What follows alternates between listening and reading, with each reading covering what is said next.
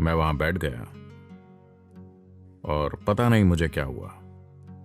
मैं बस वहां बैठा था और मेरी आंखें खुली थीं। ये एक असाधारण ग्लेशियर झील है। As nature is phenomenally beautiful. प्राकृतिक रूप से इसकी सुंदरता अद्भुत है।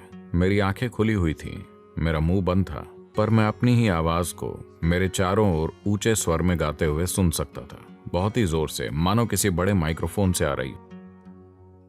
तो उन दिनों बात अलग थी। आज ही मैं कैलाश से आया हूं। कैलाश से मैं ऑस्ट्रेलिया गया और वहां से यहां। तो आज जब मैं यात्रा करता हूं तो मेरे साथ पूरा तामझाम होता है। ठीक है, बहुत व्यवस्था होती है। हमारे पास हर तरह के जूते हैं, गर्म कपड़े हैं, हमारे पास दस्ताने हैं और अच्छी गाड़ियां हैं। आप अंदाजा नहीं लगा सकते, सब व्यवस्थित है। तब मैं बस अकेला जाता था, लोकल बस से।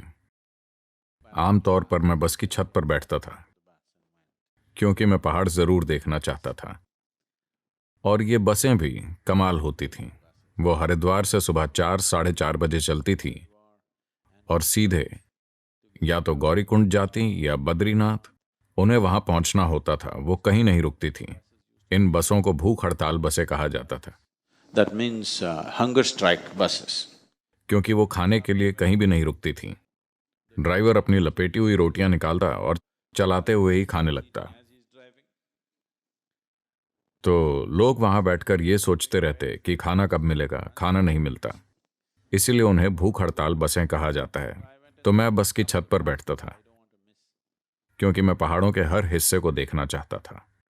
और बिजली के तार आते थे, कोई बिजली चिल्लाता था और मैं नीचे लेटकर फिर से उठ जाता था। तो मैं वहां कुछ भी लेकर नहीं जाता था।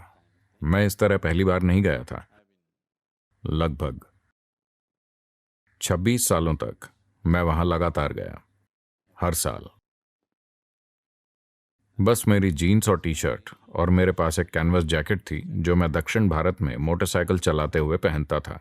ये बारिश के लिए बहुत अच्छी होती है, पर अचानक मैंने जाना कि जब आप ठंड में जाते हैं तो ये जैकेट वातावरण से भी ज्यादा ठंडी हो जाती है। तो मैं ऊपर गया और कांति सरोवर पहुंचा। तब दोपहर के लगभग 3:30 बज रहे थे। मैं वहां बैठ गया और पता नहीं मुझे क्या हुआ। मैं बस वहां बैठा था और मेरी आंखें खुली थीं। ये एक असाधारण ग्लेशियर झील है। As nature is phenomenally beautiful. प्राकृतिक रूप से इसकी सुंदरता अद्भुत है। मेरी आंखें खुली हुई थीं, मेरा मुंह बंद था, पर मैं अपनी ही आवाज को मेरे चारों ओर ऊंचे स्वर में गाते हुए सुन सकता था, बहुत ही जोर से, मानो किसी बड़े माइक्रोफोन से आ रही हो। नाद ब्रह्मा विश्वस्वरूपा, नाद ब्रह्मा विश्वस्वरूपा, नाद ही सकल जीवरूपा, नाद ही सकल जीवरूपा,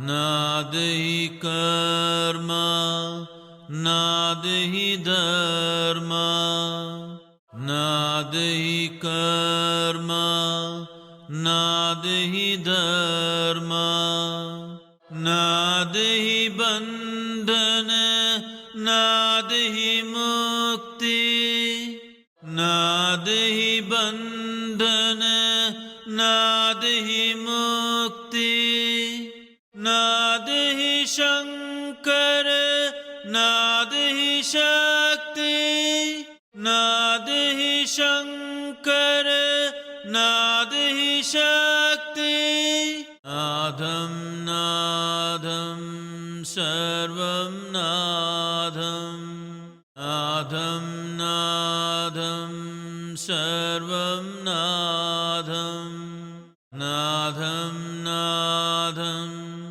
नादम नादम, नादम नादम नादम नादम। और मैं बस देख रहा था, मेरी आवाज इस मंत्र को गा रही थी। मैं पहली बार इसे सुन रहा था, पर यह मेरी आवाज में था और मेरा मुंह साफ तौर पर बंद था। तो मैं बैठकर मंत्र को सुनता रहा और इसी का हमने अभी अभी जाप किया। इसका अर्थ है ध्वनि। नाद का अर्थ है ध्वनि। साउंड एक सटीक अनुवाद नहीं है, पर अंग्रेजी में नाद के लिए कोई सटीक शब्द नहीं है। नाद साउंड से बढ़कर है। Probably अंग्रेजी में कोई सटीक अनुवाद नहीं है, पर ऐसे अनुभव हुए हैं। क्या यहां कोई बाइबल पढ़ने वाले हैं? कोई भी नहीं? ओह, मुझे लगता है मैंने पढ़ा नहीं है, मैंने लोगों से सिर्फ सुना है। शायद बाइबल के पहले भाग में कहा गया है, पहले एक शब्द था और वो शब्द ईश्वर के पास था और शब्द ही ईश्वर है, कुछ इस तरह। क्या ऐसा है?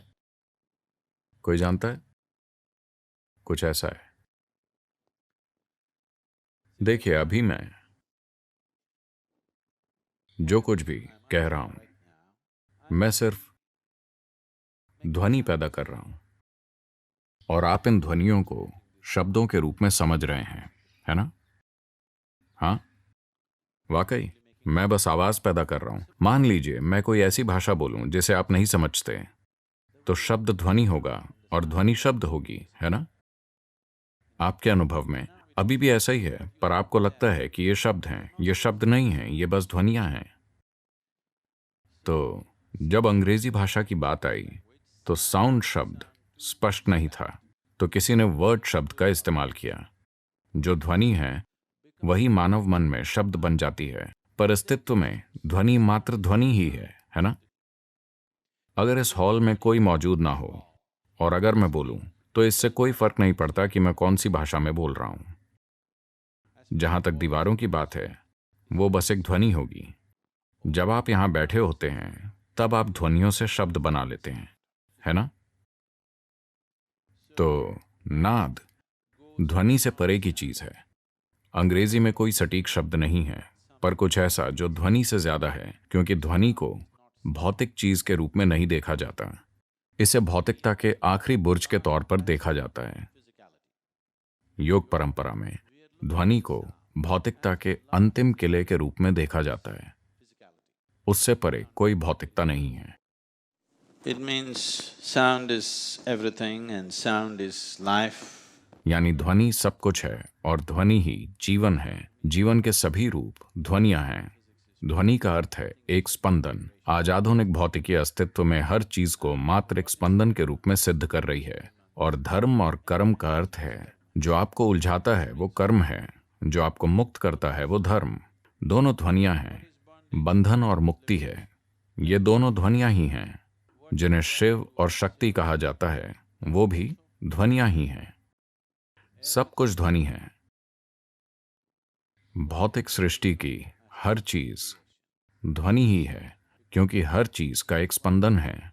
जहां स्पंदन होगा वहां ध्वनि होगी। आप सुन सकते हैं या नहीं, बस यही सवाल है, पर ध्वनि मौजूद है। जहां कहीं भी स्पंदन है वहां ध्वनि है।